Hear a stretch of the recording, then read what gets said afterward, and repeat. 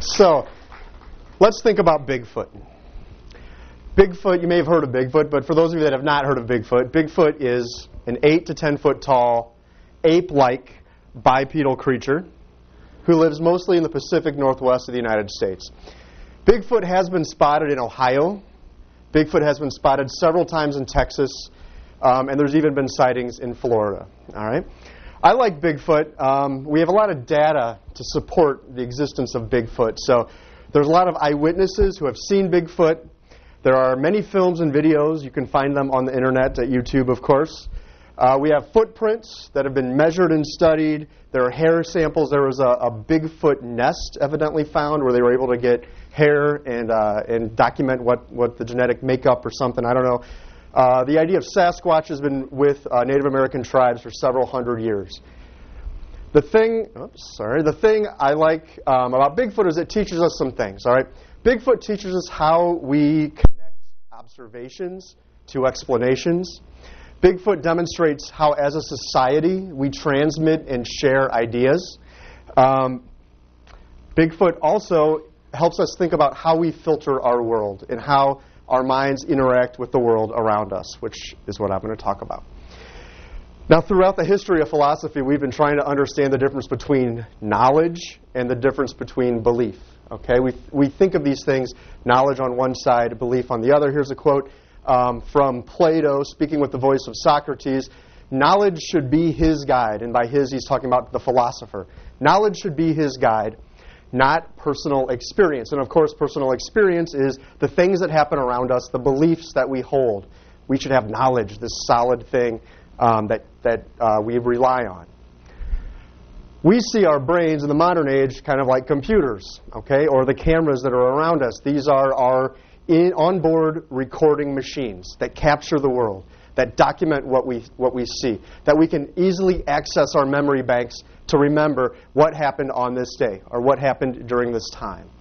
That our brains are fact-capturing machines that are at our disposal. But what we're learning is that that's not quite true. And that we don't like to admit it, but really beliefs come first. Beliefs happen, and then we find the facts. Beliefs are very closely intertwined with knowledge, even to the degree that when they put people in brain scanners and MRIs and they watch what areas of the brain get activated when certain questions are asked, we don't see the difference between the knowledge area and the belief area, which is actually what they thought may happen when they looked. But we see this complicated, intertwined interaction that goes on. And trust me, I'm not a brain scientist, so I'm not going to give you... There's many places you can go for more solid information on that, but I find it amazingly fascinating. So what are we left with? Beliefs are our filter. Beliefs are how we know what counts and what doesn't count. Most of this is always something I think about working in a college. Most of our beliefs are very well established by the time we're 7 or 8 years old. So you can imagine by the time you're a student at Moraine Valley, what impact do we have on your beliefs? So these are our beliefs about authority, our beliefs about what men do and what women do, beliefs about how we make money, beliefs about how we interact in our society are very well established very early in life. And beliefs are almost like our defense mechanism that help us knock all the information away. Beliefs add meaning, and beliefs help us function. So as an example, without some kind of mechanism to make decisions, we couldn't go anywhere. So I have a orange pen and a green pen. Pick, orange or green? Orange. Now, if you had to sit and do the pen's function, right, the exact same way, there's no difference besides the color. She was able to say, I like orange better than green, so I'm going to take the orange. If you had to sit and do a cost-benefit analysis, right, do I wear the blue shirt today? Do I wear the red shirt today? You would never get out of the house in the morning. So our beliefs become like our shorthand, part of our decision-making process, part of how we see the world, and our ability then to function in that world becomes really important, right? Or else, what would we ever get done? But here's the problem with belief, which you probably can see coming, right? The problem with belief is that we tend to believe things we already believe. It leads us to do things that we already do, try things that we already try, And we really see the world in the same way, and it becomes challenging, especially the older we get, to see the world in new ways and to get new experiences. Now you may say, well, so what? What does that matter to me? I don't care about that. But as individuals and as a society, we should care. As a society, as we know, there's many problems that we face. And there's things that we need to figure out how to get to those solutions, which we've heard some ideas today, right? So if our beliefs prevent us from seeing solutions, the beliefs become an obstacle to us. As individuals, I think education is a great example, all right?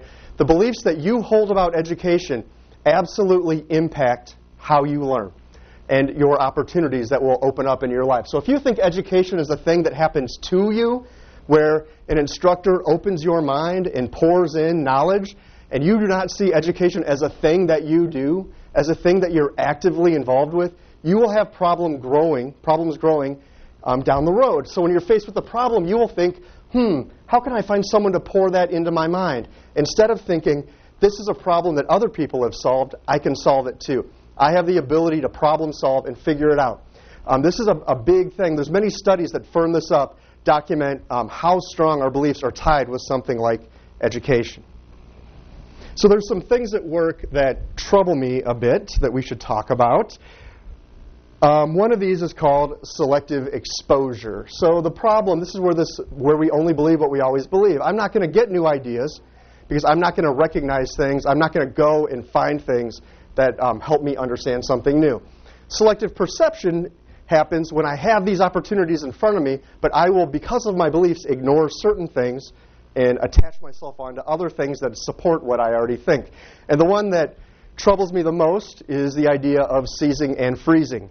The idea of seizing and freezing is if you have no knowledge on a topic, the first thing that you hold on to, the first thing that you hear, will fill that void and will be overly emphasized. So we see this a lot with like conspiracy theorists. So the people who think that the government blew up the World Trade Center, this happens all the time. I don't know anything about what happened, but I hear that the World Trade Center was blown up by the government. So even though there's a million pieces of information to counter that, all of those get discounted, and I hold on to that one thing that I heard first. And this bothers me a little bit. So let's get back to Bigfoot. Believers find ways to believe. And this is true with many things, and especially with Bigfoot. The first thing they do is they like to distort the evidence. So they say, well, look, there's a track in the mud.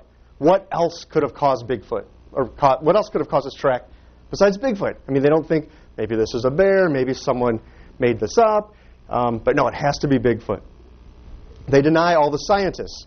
So clearly, the scientists have a bias. If they would accept Bigfoot, all of their careers would be flushed away.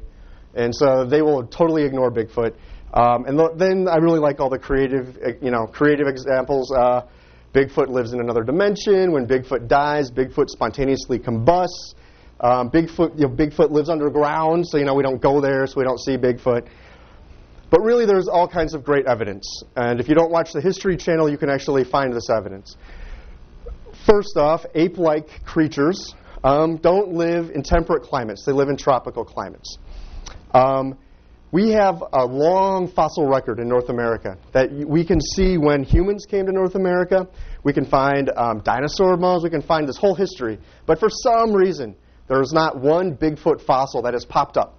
We've been digging up all these other things. Where is Bigfoot? Why is Bigfoot invisible? And, of course, the one I like the most, right, is in order for primates to live, there's a certain population density that has to be reached. Okay, this is true for many mammals. I drive almost every day across the forest preserves of Cook County. I see deer. I've seen gray coyotes. I've seen red foxes. I've seen turkeys. See all kinds of stuff, right? How come when we're out on a hike in the mountains, when we're driving our car, we don't run over Bigfoot? We see Bigfoot out in the distance. We get a blurry picture of Bigfoot. But for some reason, there's not like, oh, look, dead Bigfoot. And then we step over Bigfoot on the trail. Now, there are experts who have supported the idea of Bigfoot, most notably the late Grover Krantz, who tragically passed away in 2002. And in fact, if you watch older documentaries, you will absolutely see Grover interviewed. And you'll have Grover on one side saying, Bigfoot is real. He's a lost, missing link, blah, blah, blah, blah, blah. On the other side will be another scientist, and it'll say, Bigfoot's not real, blah, blah, blah, blah, blah. But what they don't show, because it's bad TV, is that behind the scientists on this side are 14,000 other scientists that go that way, right? That there are every other scientist on Earth thinks it would be nice if we found a Bigfoot because it would really teach us a lot about primates. But all of these things say, more than likely, Bigfoot does not exist.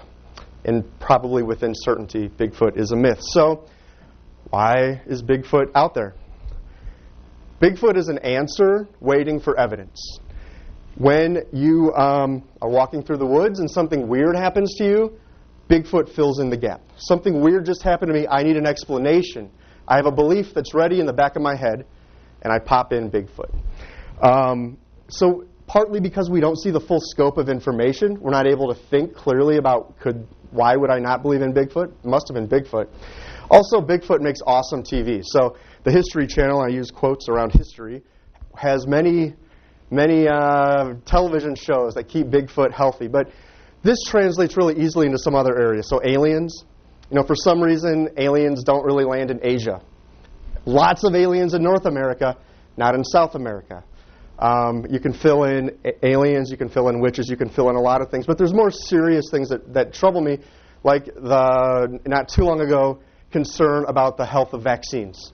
There has been this panic that vaccines are linked to autism, and it's absolutely not true. But we have that belief.